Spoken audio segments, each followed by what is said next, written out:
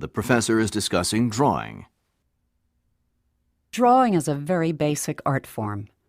It's appealing because it can be used to make a very quick record of the ideas that an artist may be envisioning. So a drawing can serve as a visual aid for the artist to remember a certain moment of inspiration and maybe use it for a more detailed work later on. Okay, usually such sketches allow the artist to visualize the proportions and the shapes without much attention to details. So these images can be used by painters, architects, sculptors, any artist really. And large renderings, sketches of parts of the whole, these can be helpful in the creative process when a huge image might be more difficult to conceive of in its entirety. Or a sketch of just one face in a crowd can allow the artist to focus on creating just that part of the image. So in many artist studios, countless drawings are strewn about as the final painting or sculpture takes form. And this gives us insight into the creative process, as well as the opportunity to see changes from the images at the beginning in the images of the finished work. It's rare, in fact, for an artist to use permanent materials to begin a piece of art. And some painters, for example, even sketch onto the surface of the canvas before applying the pigments.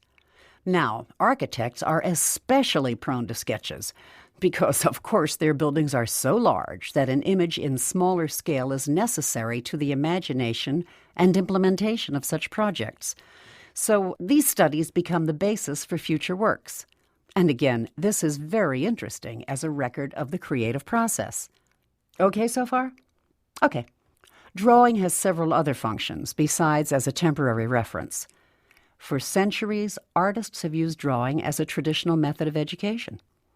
By copying the great works, especially of the old masters, aspiring artists could learn a lot about proportion, how to capture light and shadow, and so forth.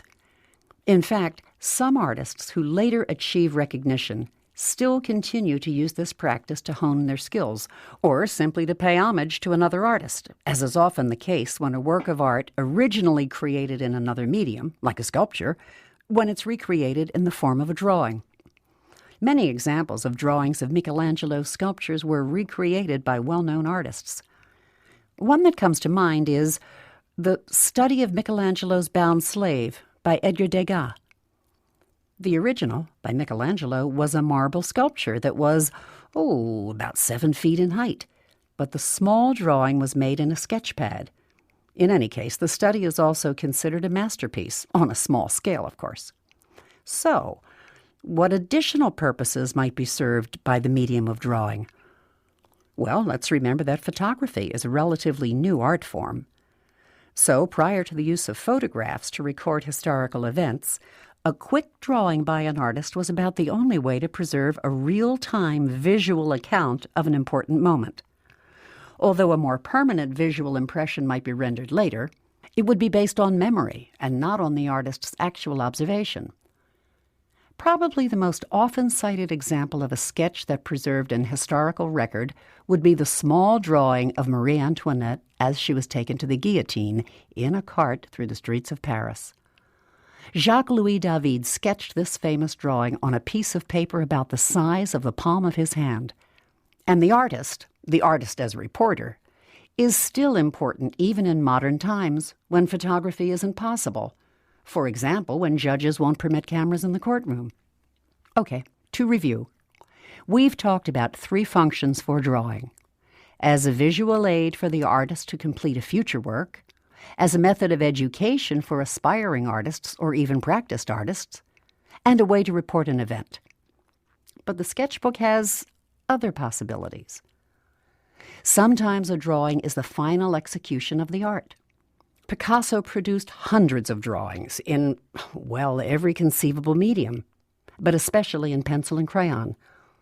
I find it very interesting that Picasso did so much of this kind of work, drawing I mean, in his last years.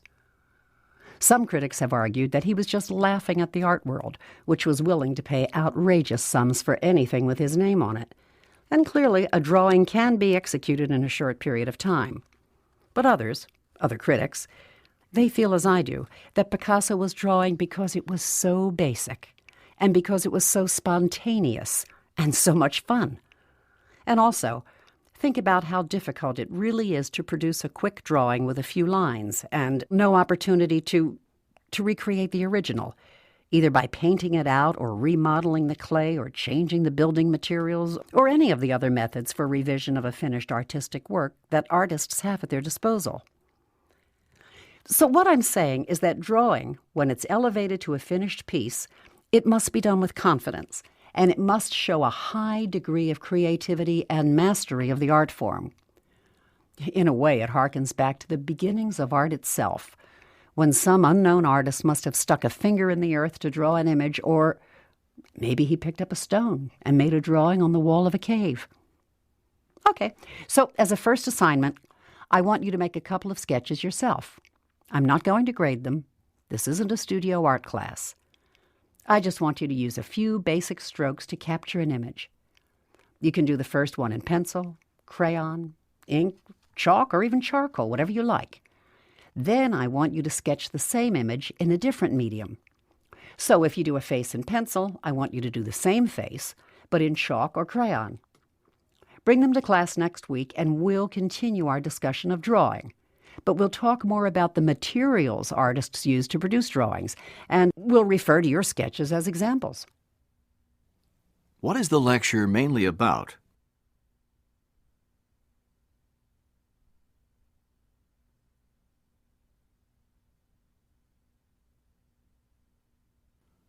According to the professor, why do architects use sketches?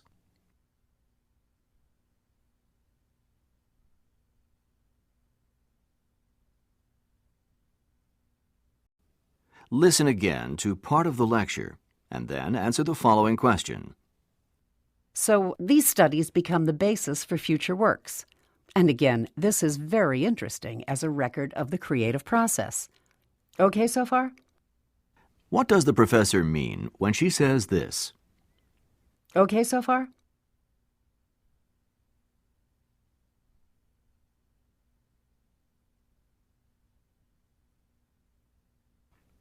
Why does the professor mention the drawing of Marie Antoinette?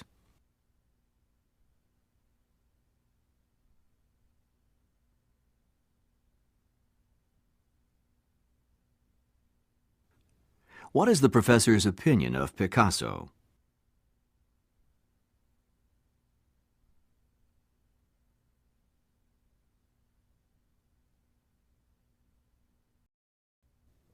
According to the lecture, what are the major functions of drawing?